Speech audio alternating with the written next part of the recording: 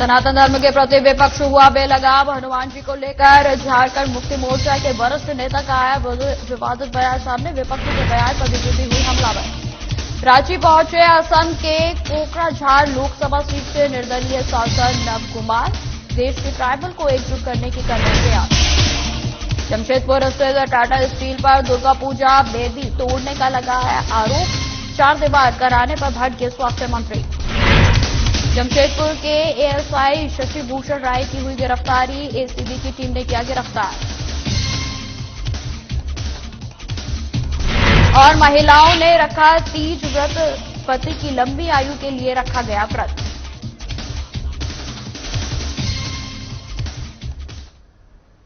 नमस्कार, स्वागत है आप सभी का बिहार और झारखंड की खबरों में। मैं आपके साथ निकिता कश्यप। बुलेटिन की शुरुआत करते हैं। जैसे जैसे समय बीत रहा है, इंडिया गठबंधन के नेताओं का सनातन धर्म के प्रति जहरीली सोच सामने आती जा रही है। जी हां, इंडिया गठबंधन में शामिल झारखंड मुक्ति मोर्चा के वरिष्ठ नेता ने सनातन देवता हनुमान जी को लेकर अभद्र टिप्पणी की है। आपको बता दें कि नवीनतम घटना में झाझुमो के वरीय नेता और पूर्व मंत्री हेमलाल मुर्मू ने भगवान हनुमान जी के लिए अपशब्दों का प्रयोग किया और उनकी तुलना अवैध जमीन पर कब्जा करने वाले अधिकारियों से की। और इसके साथ ही सनातन देवता हनुमान जी के प्रति हेमलाल मुर्मू ने अपशब्दों का भी प्रयोग किया। बीजेपी ने इस मामले को संज्ञान में लेते हुए कहा कि हम मांग करते हैं कि मुख्यमंत्री हेमंत सोरेन अविलंब इस मुद्दे पर माफी मांगे। भगवान हनुमान जी आदिवासियों के भी आराध्य देव हैं और उनकी पूजा हर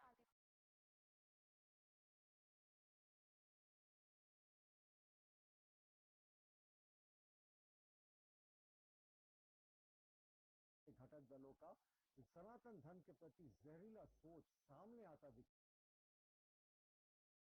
मुक्ति मोर्चा के वरीय नेता पूर्व मंत्री हेमलाल मुर्मू ने बजरंग बली के बारे में घोर आपत्तिजनक शब्दों का प्रयोग किया और उन्हें अवैध जमीन पर कब्जा करने का एक जरिया बताया और उनके लिए अपशब्दों का प्रयोग किया। हम मानते हैं ये एक एक सनातनी के लिए अपमान की बात है और झारखंड में ये आराध्य देव है भगवान महावीर हनुमान जी। वो एक एक आदिवासी के घर में होते हैं। ये पूरे आदिवासी समाज का भी घोर अपमान है और अब मुख्यमंत्री हेमंत सोरेन को इसके लिए माफी मांगनी चाहिए। लेकिन बार बार इंडी गठबंधन के लोग हिंदी देवी देवताओं के बारे में अपशब्दों का प्रयोग करके अपनी जहरीली सोच को सामने ला रहे हैं। जमशेदपुर के कदमा क्षेत्र में टाटा स्टील के द्वारा दुर्गा पूजा बेदी तोड़ने और खाली स्थानों को 4 दीवारी से घेर देने पर मंत्री बन्ना गुप्ता भड़क गए और कहा कि धर्म के साथ खिलवाड़ बर्दाश्त नहीं किया जाएगा। दरअसल टाटा स्टील शहरी क्षेत्र में इन दिनों खाली पड़े मैदान और अन्य स्थानों को अपने कब्जे में लेते हुए 4 दीवारी दे रहे हैं। लेकिन स्थानीय लोगों का गुस्सा तब फूटा जब टाटा स्टील की सर्विस इकाई जुस्को कदमा ने एलाइड दुर्गा पूजा समिति NH1 पर में मां दुर्गा की पूजा बेदी तोड़ने के बाद 4 दीवारी दे दी। आपको बता दें कि इसकी सूचना स्वास्थ्य मंत्री बन्ना गुप्ता को मिली तो वो भी भड़क गए और कंपनी के अधिकारियों को फटकार लगाई गई और जिसके बाद दीवार तोड़ दी गई। वहीं आपको बताते चले कि मंत्री लिहाजा असम में निकल पूरे देश में भ्रमण कर रहे हैं और झारखंड में भी आदिवासियों को एकजुट करने के लिहाज से वो यहां पहुंचे हैं। नव कुमार शरण्या दरअसल ये असम के कोकराझार से निर्दलीय सांसद हैं। साल 2014 में ये पहली बार निर्दलीय सांसद के रूप में उस क्षेत्र का प्रतिनिधित्व किया था और फिर दूसरी बार भी इन्होंने जीत हासिल की। इनके बारे में तो ये सबको पता है कि पूरे देश में एक ऐसे निर्दलीय सांसद हैं जो हाईएस्ट वोटों के साथ जीत दर्ज किए हैं अपने क्षेत्र में। अभी फिलहाल इनके बारे में मैं बात करूं तो पूरे देश में गण सुरक्षा पार्टी के तहत जो समाज के ST, SC, OBC या दबे कुचले वर्ग के जो लोग हैं उनको एकजुट करने का बीड़ा इनकी पार्टी ने उठाई है। लगातार पूरे देश में भ्रमण भी कर रहे हैं। आज झारखंड पहुंचे हैं। सीधे इनसे जुड़ते हैं, बातचीत करते हैं कि झारखंड आने का मकसद क्या है और आपकी पार्टी किस आइडियोलॉजी के साथ काम कर रही है। पहले तो बहुत बहुत स्वागत है आपका झारखंड में और हमारे चैनल साधना प्लस न्यूज पर। मेरे तरफ से आप लोग का पूरा मीडिया का परिवार और झारखंड जो हमारा भाई लोग हैं सबको हमारा जोहार। हमको झारखंड का आने का मौका मिला और आई बात जो देश का बात आई यहाँ जो झारखंड बनने से लेके आदिवासी मूवमेंट जो खड़ा किया था हमारा दादा शिव सोरेन जी और उनका टीम ने, उसी के लाभ अभी भी थोड़ा झारखंड को मिल रहा है। लेकिन अगर झारखंड से लेकर देश का प्रेक्षक में चले, जो आदिवासी का जल, जंगल, जमीन, खनिज और अपना शासन का लड़ाई है, वो लड़ाई ही रहते गया।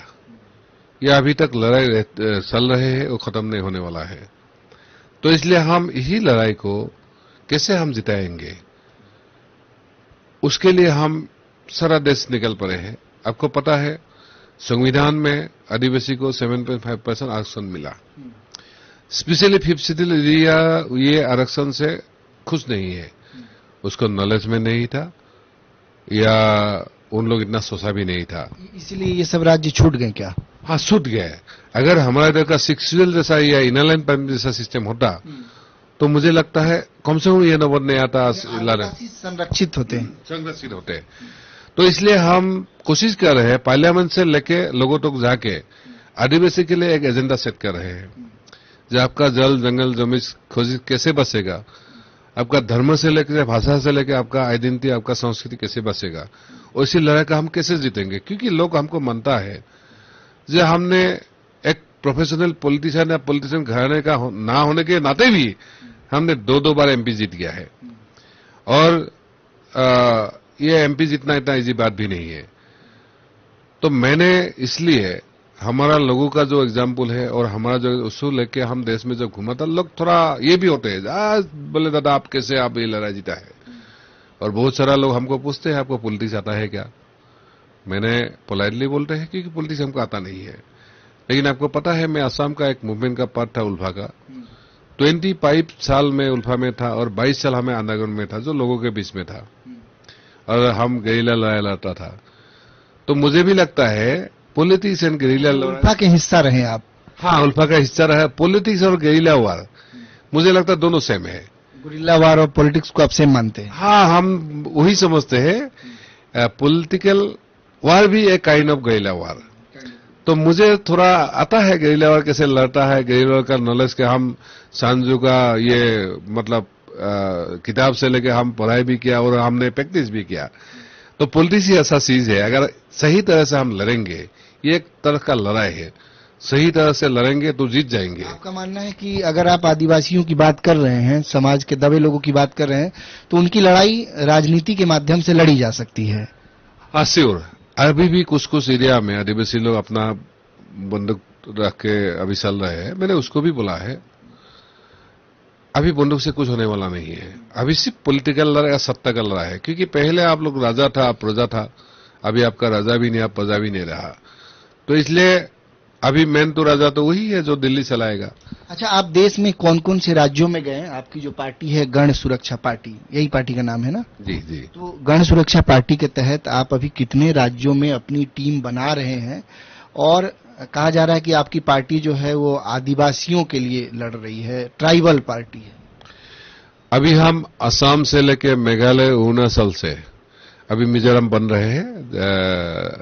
2-4 दिन के अंदर मिजोरम भी बन जाएगा। मणिपुर, नागा को भी हम बोला है सबको साथ डालने के लिए। कश्मीर से महाराष्ट्र, राजस्थान, मध्य प्रदेश, छत्तीसगढ़, आपको यूपी, बिहार से लेके जितना प्रदेश है, और झारखंड राशि आने का मेरा हिडन मकसद यही है। यही से हम उड़ीसा से लेके बंगाल बॉर्डर से होके हम पूरा अपर असम तक जाएंगे। अच्छा नवकुमार जी, जब आज के समय में जो तमाम छोटी पार्टियां या फिर निर्दलीय जो उम्मीदवार हैं, जीतने के बाद या तो किसी पार्टी में शामिल हो जा रहे हैं या फिर छोटी मोटी पार्टियां जो हैं वो खत्म होने के कगार पर है। बीजेपी जिस तरीके से उनका जो एजेंडा है, जिस तरीके से बीजेपी काम कर रही है, हाल के समय में कई पार्टियों को आपने देखा कि किस तरीके से वो अपने पार्टी में शामिल की, मिला ली या फिर निर्दलीय उम्मीदवारों को अपने आप में शामिल कर लिया। तो ऐसे में आपकी पार्टी जो गण सुरक्षा पार्टी है, ये कितना सुरक्षित है और इसके लिए कितना फ्यूचर आप देखते हैं?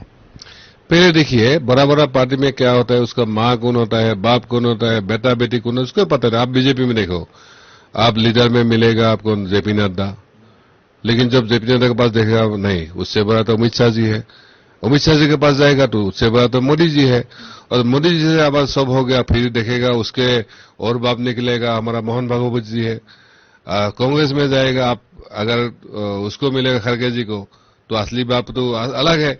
तो ऐसा करके हमारा बड़ा बड़ा जो पार्टी है उसको जानने के लिए, उसके साथ मिलने के लिए आपको बहुत सारा टाइम भी बर्बाद, कुछ मिलने वाला भी नहीं है। लेकिन हम ही सुप्रीमो है, हम ही नीचे का केदार भी है, हम लीडर भी है, सब कुछ है। हर कोई आसानी से आपसे मिल सकते हैं, जुड़ सकते हैं। और अपने के लिए आपको क्या लगता है कि झारखंड के लोग या फिर झारखंड का जो ट्राइबल वर्ग है वो आपको क्यों वोट करेगा?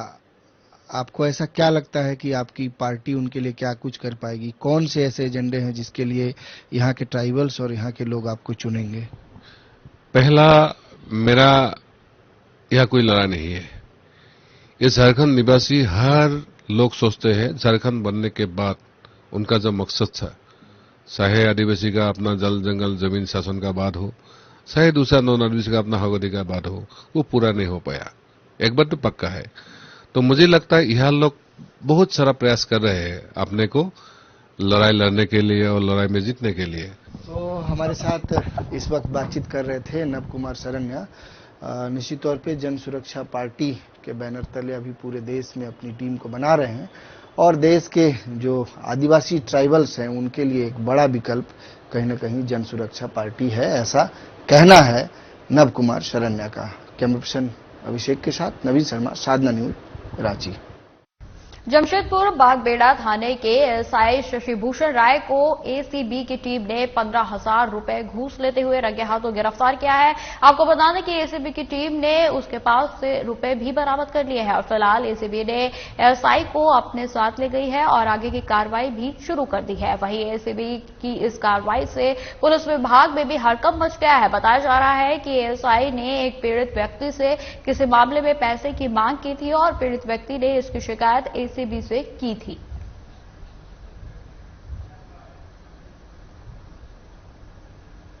दशकों से सिटी सेंटर के आकर्षण का केंद्र बिंदु रहा शहर का प्रतिष्ठित प्रतिष्ठान साड़ी संगम सोमवार को खाली करवा लिया गया। आपको बता दें कि जिस बिल्डिंग में साड़ी संगम नामक कपड़े की दुकान मशहूर संचालित थी, उस बिल्डिंग के ऑनर ने रेंट बकाया को लेकर एसडीओ कोर्ट में मामला दायर कराया था और इस मामले में एसडीओ कोर्ट का आदेश आने के उपरांत प्रतिनियुक्ति जो आपको बता दें कि उसके द्वारा सेक्टर 4 इंस्पेक्टर अमित रोशन कुल्लू और पुलिस लाइन से प्रतियुक्त व्यक्ति पर बल मौजूदगी में दुकान को खाली करवाया गया और पूरी तरह से दुकान खाली होने के बाद दुकान को सील भी कर दिया गया। इसके बाद बिल्डिंग के ऑनर को हस्तांतरित करने की प्रक्रिया शुरू होगी। द्वारा एक जारीवाद केस होता है, उसके तहत इस दुकान को खाली करने का आदेश पारित किया गया है।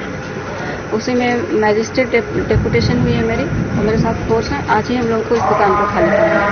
कितने दिनों से मामला चल रहा था? मामला पहले से चल रहा था। तभी आए तो क्या बताया? मालिक को लिखने कोई नहीं, इनके मालिक यहाँ नहीं, इनके मैनेजर हैं। क्या बोले मैनेजर? उनको ऐसे तो समय की मांग कर रहे हैं पर इन लोग को ऑलरेडी समय दिया जा चुका है। क्या मतलब घटना क्या किस कारण से हो रहा है? कुछ रेंट?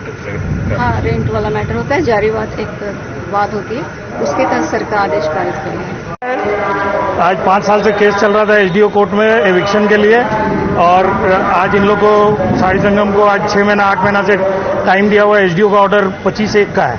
उसके बाद में डीसी साहब के यहाँ से भी रिजेक्शन हो गया, ऑलरेडी अपील कैंसिल हो गया और इन लोग खाली टाइम बाई कर रहे हैं और जगह को खाली नहीं चल रहे हैं। इनका कोई इसमें कोई भी फायदा नहीं है, अननेसेसरली हम लोग का नुकसान कर रहे हैं। क्या आज मामला हम लोग का दुकान खाली करने का था। इनका हमारे फादर हैंडीकैप पर्सन है, वो अप्लाई किए थे। मेरे फादर ही ओनर हैं इस दुकान के और उनका पर्सनल नेसेसिटी के लिए हम लोग दुकान खाली करा रहे हैं। अपना दुकान खोलेंगे यहाँ पे।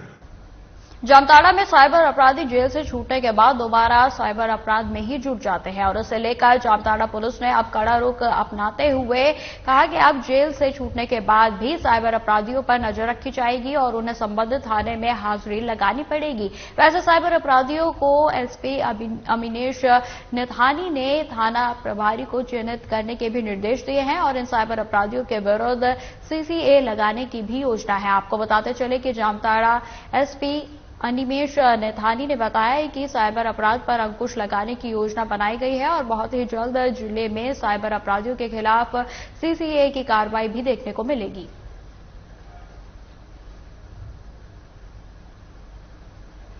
बिहार के कटिहार जिला अंतर्गत ड्राइवरटोला निवासी तमन्ना की 15 वर्षों से पिछड़ी अपनी मां से मिलने की तमन्ना अब जल्द ही पूरी होगी। आपको बता दें कि एसपी नौशाद आलम ने मामले में संज्ञान लेते हुए छानबीन के आदेश दे दिए हैं। तमन्ना ने बताया कि उसकी मां को उसकी मौसी जबरदस्ती अपने यहां रखे हुए थी और उससे मिलने भी नहीं देती थी। मां के नाम संपत्ति है और जिसे हड़पने की मंशा से उसकी मौसी उसकी मां से अपने कब्जे में उसे रखना चाहती थी। वहीं आपको बताते चले कि एसपी ने बताया कि राजमहल थाना प्रभारी की रिपोर्ट के बाद तमन्ना अपनी मां से मिलेगी और उसका इलाज भी कराया जाएगा। कटिहार से आई हूँ मैं आज और एसपी साहब से मिलने के लिए। उनसे मेरी मम्मी बहुत दिनों से राजमहल मासी के पास खाला के यहाँ है, तो लगभग 15-20 सालों से हैं वो। तो हम लोग कितने दिनों से दौड़ रहे थे, वो मम्मी को लाने के लिए वो लोग दे नहीं रही थी, जबरदस्ती रखी हुई थी, मारपीट करती थी। तो यहाँ पे एसपी सर के पास आए हैं, वो इतनी जल्दी एक्शन लिए, मुझे हम लोगों को विश्वास नहीं हो रहा है कि वो इतना जल्दी हम लोगों का बात सुन लेंगे। और फटाक से फोन किए हम लोगों के सामने, वो बोले आपका जब मन करे तब जाके मम्मी को ले आइए, आप चाहे तो कल भी जाके ले आ सकती हैं।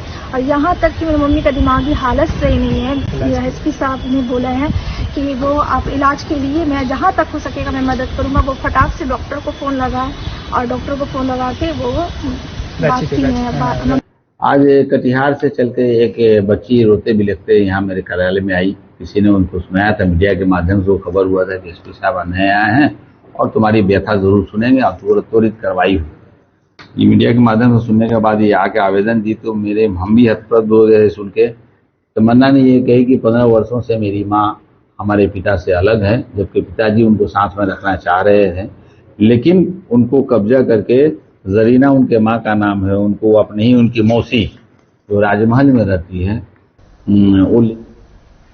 रांची टाटा रोड पर स्थित नवाडी मोड़ के पास टाटा मैजिक गाड़ी के पलट जाने से लगभग 8 लोग घायल हो गए। आपको बता दें कि जिन्हें इलाज के लिए बुंडू अस्पताल में भर्ती कराया गया।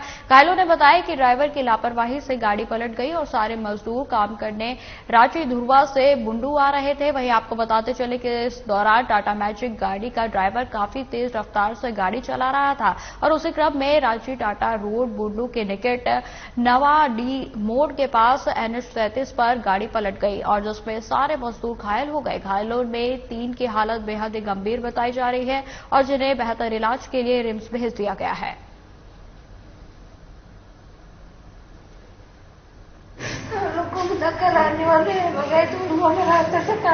धुरवा में रहती थी, वो काम करने के लिए कहाँ बुंडू जा रही थी, ले जा रहा था।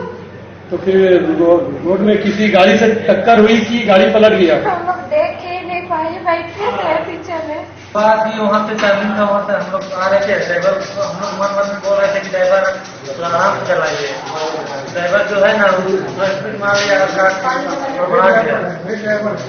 ड्राइवर की लापरवाही में हुआ है। ड्राइवर नहीं हुआ है। छोटे महतो कहाँ कर रहने वाले हो? हटिया चांदनी चौक।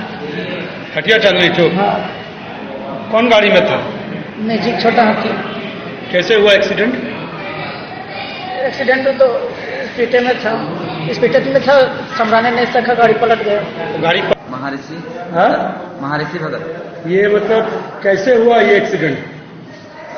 हम लोग तो पीछे बैठे थे ना। पीछे किस गाड़ी में? मैजिक में थे। मैजिक में। आप कौन है, क्या नाम हुआ आपका? मैं अनुमंडलीय हॉस्पिटल बुंडू रांची का उपाधीक्षक हूँ। डॉक्टर मतलब ये बुंडू अनुमंडल हॉस्पिटल का ना। यहाँ पर दर्जन भर से आसपास लोग घायल पड़े हुए थे। यहाँ पर लगभग 1 घंटा लग गया इलाज। लोग थे नहीं, मेन बात क्या है ना कि आपका नवाडी के पास में एक्सीडेंट हुआ है। फोन किया नहीं पता। 108 वाले जो थे NHI के, वो लोग लाकर। खबर गुमला से है, जहां 28 वर्षीय युवक ने कुएं में फांसी लगाकर आत्महत्या कर लिया। आपको बता दें कि मामला गुमला चैनपुर थाना क्षेत्र के दानपुर गांव की है। घटना के बारे में मृतक की बहन ने बताया कि अमित रांची गोसरनर कॉलेज में पढ़ाई करता था और जहां पर MA की पढ़ाई पूरी करने के बाद वह घर आया था और पिछले 3 से 4 दिनों से वह काफी तनाव में था और जानकारी के मुताबिक परिजनों और दोस्तों से हमेशा कहता था कि वो लोग मुझे मार डालेंगे। देखा गया है कि अमित घर में नहीं था और काफी छानबीन के बाद पता चला कि घर के पास बने कुएं में वो फांसी का फंदा लगाकर आत्महत्या कर चुका है। वहीं आपको बता दें कि घटना की जानकारी मिलते ही चैनपुर शहर की स्क्रिल इंस्पेक्टर बेजू उर्राव की टीम के साथ घटनास्थल पर पहुंची और जहां पर मामले की छानबीन में जुट गई है।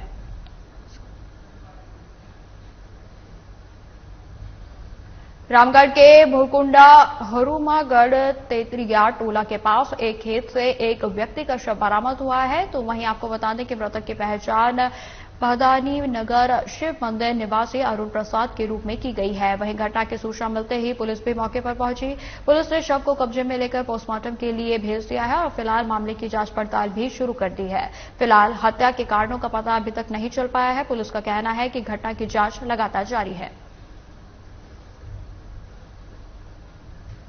खबर सिमडेगा से है, जहां मारपीट मामले में पीड़ित की पत्नी ने न्यायालय में आवेदन देकर मामला दर्ज कराया था। वहीं आपको बता दें कि मामला सिमडेगा मुफस्सिल थाना क्षेत्र के बनारी बेड़ा में गोई बेड़ा के वहां पर प्रतिबंधित मवेशी की हत्या के बाद आरोपियों के साथ मारपीट से जुड़ा है।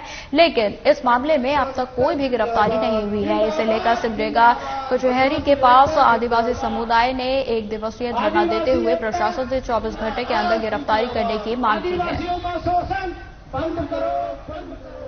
आदिवासियों का शोषण रखिए, ढेल पासा होता हूं रखिए, बर्छा रखिए। क्या गलत कह रहा हूं? रखना होगा। कोई आपके घर में चोर घुसेगा, क्या कीजिएगा? मारिएगा ना। वो जो कल आपके घर में घुस के मारा कौन था? समाज का ठेकेदार था, धर्म का ठेकेदार था कि आपका मालिक था, जमींदार था? आप लोगों को काउंटर करना चाहिए था, आपने काउंटर नहीं किया। चूंकि हम आदिवासी सहनशील हैं, लेकिन हमारे पूर्वज जो देश के लिए लड़ा, अगर वो भी सहते रह जाता तो आज यहाँ पर उसका बीरबुजू भगत का मूर्ति लगता नहीं लगता।